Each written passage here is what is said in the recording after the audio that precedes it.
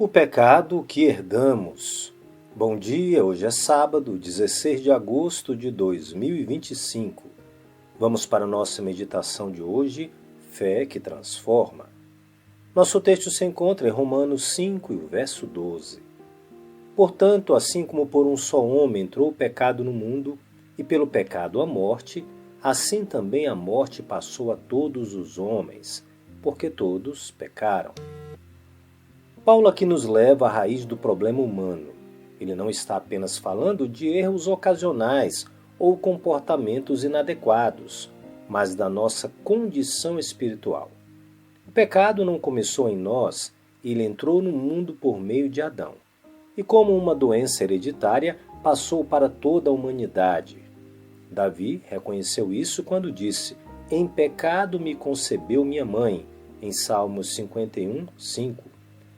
Não significa que o ato de nascer seja pecaminoso, mas que herdamos uma natureza inclinada a desobedecer a Deus. É como se o DNA espiritual da humanidade estivesse corrompido desde a queda. O pecado não é apenas o que fazemos, é o que somos sem Cristo. Afastados de Deus, incapazes de alcançar por nós mesmos a santidade que Ele exige.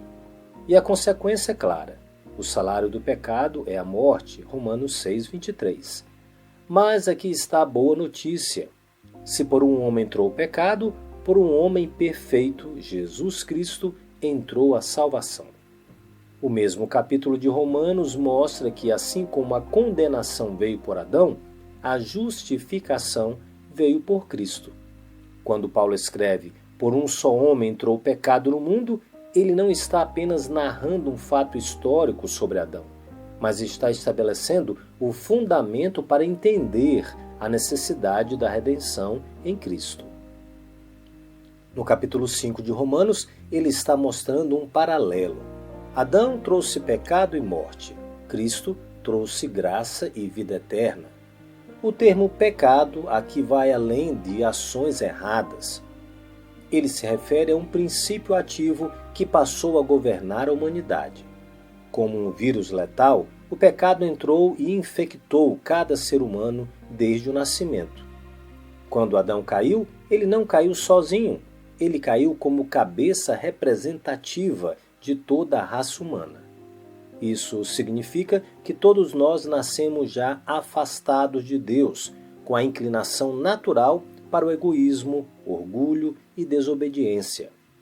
É por isso que Paulo também afirma em Efésios 2:3 que éramos por natureza filhos da ira. Saber disso muda nossa perspectiva, pelo menos em 3 formas. A primeira, não somos pecadores porque pecamos. Pecamos porque somos pecadores. A segunda é que nenhum esforço humano pode apagar a natureza caída. Somente um novo nascimento. E terceira, isso nos impede de confiar em méritos próprios e nos conduz à total dependência da graça. Paulo apresenta Cristo como o último Adão, em 1 Coríntios 15, 45. O primeiro Adão trouxe a morte física e espiritual. O último Adão trouxe a ressurreição e a reconciliação com Deus. Enquanto a transgressão de um resultou na condenação de muitos, a obediência de um resultou na justificação de todos que creem. Reconhecer nossa condição pecaminosa não é para nos deixar em desespero, mas para nos conduzir à cruz. É ali que recebemos o perdão, a nova natureza e a esperança da vida eterna. O pecado entrou por Adão, mas a graça reina por Jesus. E essa graça está disponível para você hoje. Aleluia! Glória a Deus! Vamos orar. Obrigado, Senhor, por esse amor grandioso por nós, porque mesmo em nossa condição de pecador, condenados à morte eterna, o sacrifício de Jesus Cristo nos redimiu, nos restaurou, nos deu uma nova condição de vivermos para sempre. Louvado seja Deus! Te agradecemos, te louvamos nesse dia, em nome de Jesus. Amém. Se gostou da mensagem, é só deixar o like e aproveite para compartilhar com seus amigos. Sou Marcos Magalhães, um grande abraço, fica na paz e te vejo amanhã.